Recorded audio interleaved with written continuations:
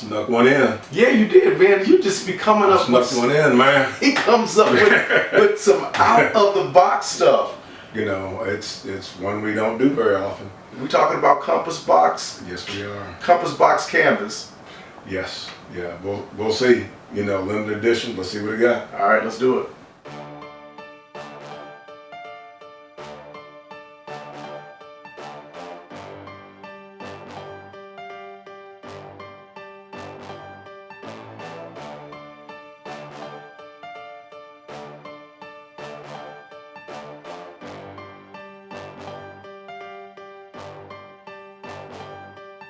What's up, people? What's going on, bro? I'm Brent. I'm Fahred. We are the Spirits Brothers.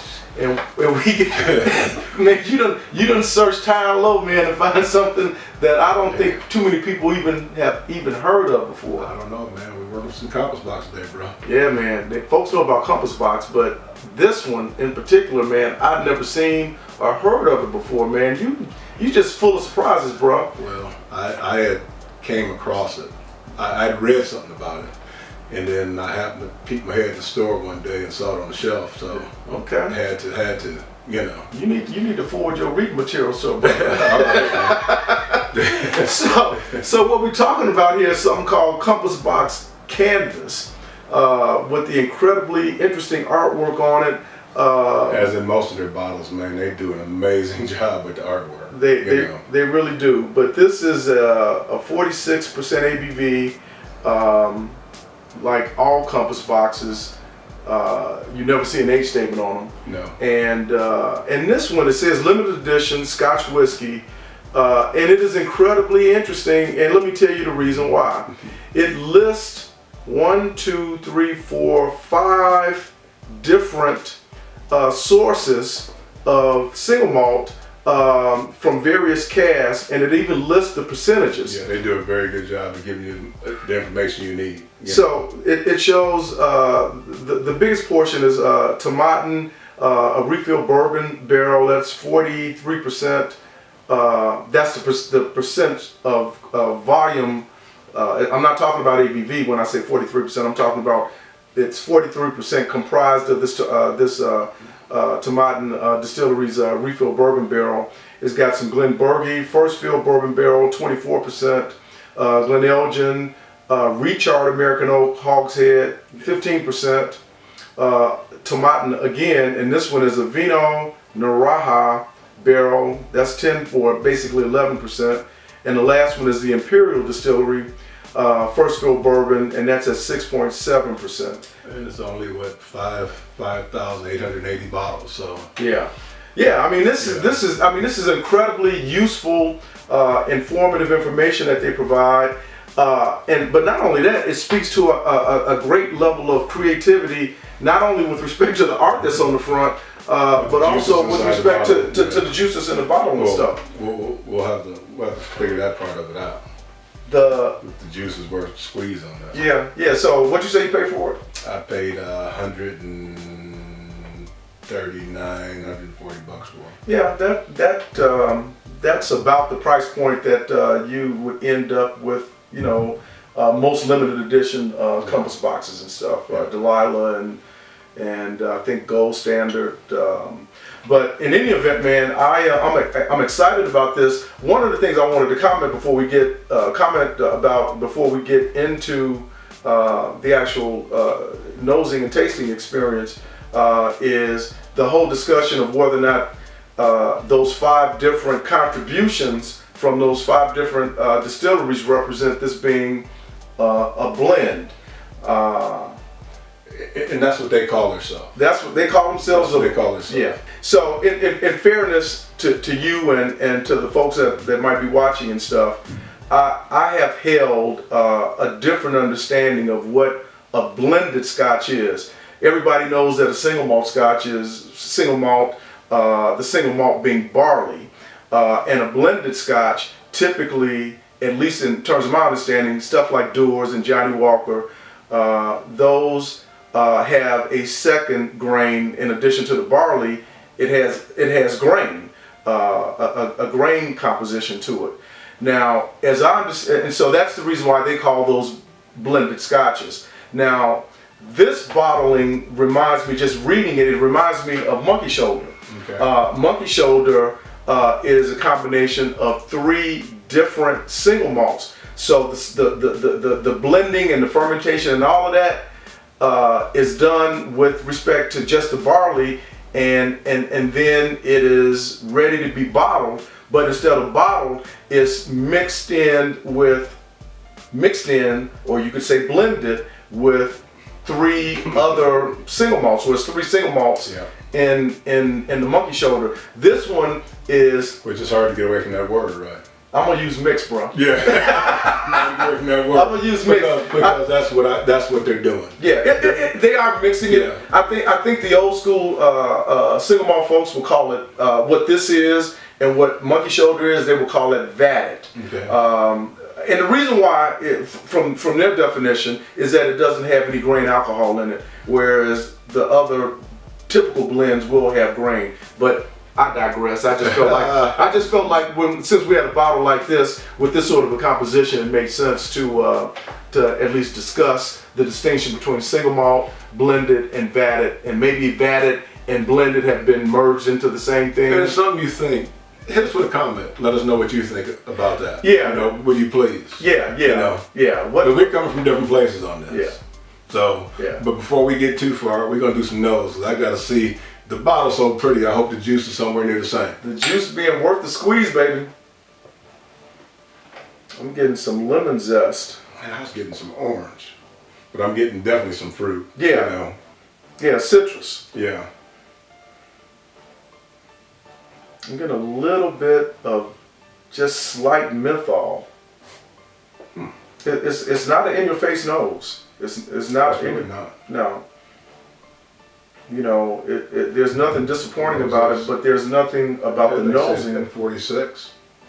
Yeah, I mean, I'm not picking up a whole bunch of alcohol either on That's it. just kind of a a golden color. yeah, kind of a light wheat straw. Yeah. Yeah.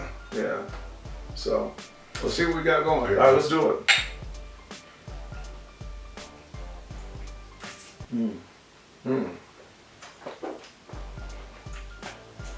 Man, that is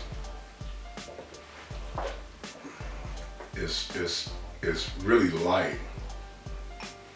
Kind of, you know, this could be a summer drink all day long because there's nothing that overpowers you and knocks you out and hits you.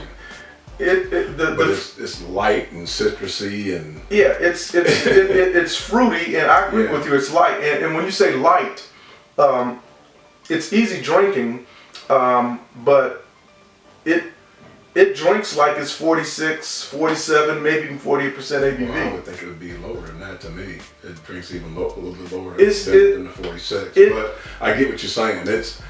It's just got a different taste to it. Yeah. Let me The see. combination of what they did, because I won't say blend, because you know, the combination. You converted out. Yeah, the combination that they used gives a very interesting flavor profile. So there was some sort of wine, the Tomaten Vino Naraha, if I'm pronouncing that correctly, Barrel, and that's about 11% of this, and pretty much all the rest of it is bourbon. Surprisingly long finish Yeah. for as light as it drinks too. So It just don't go away. It just kind of lingers in the back and sits there and rolls down and keeps going and going and going. it's got what I would call a medium mouthfeel to it. It's not super viscous. Yeah. At all, you know. But it's not thin though. No. It's light, but it's not thin. Yeah. If you understand. I know because I'm drinking. Yeah. It's hard to explain to other people. Yeah. Because and us using this word light is kind of is a misconception of what it is, because it's not. But it's drinking not overly heavy. Yeah. You know. So light's the word. I need to use a different word. So I could drink this year round. I could, But I think the best time to drink this is, like you said, is in the summer. It's light like that, and the citrusy. It's almost refreshing. Yeah, there you go. To drink, but it's got enough of a hit to it. Yeah, that I could drink it year round. I mean, I could drink this sitting around a fireplace, you know, in mid-January. Yeah. Absolutely, I could. Yeah. So yeah, man, I think you did good with this. Hard to describe, but the citrus comes out so much on it. So it's interesting. We got 3 of the single malts in here being bourbon finished.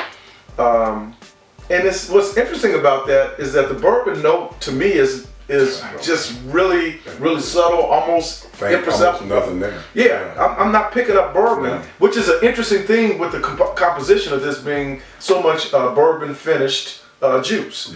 Yeah. So. You know, it actually tastes like it looks. Yeah. For lack of a better way to say that. I mean, it looks, you know, light and airy. You know. Yeah. It's not dark and heavy looking, and it just drinks like that. It's got a very, very different taste to it. So let me ask you this, bro. You paid about $130, something like that, for this bottle. Yeah. When this bottle is you know, about done, you gonna be looking for another one? I'm gonna go look for another one before it's all done. I like it because it's different. It is. It's not like most things that single malt was, and this is not single malt, so it's not like most scotches that you drink. Yeah. And I like the fact that it has a different taste to it.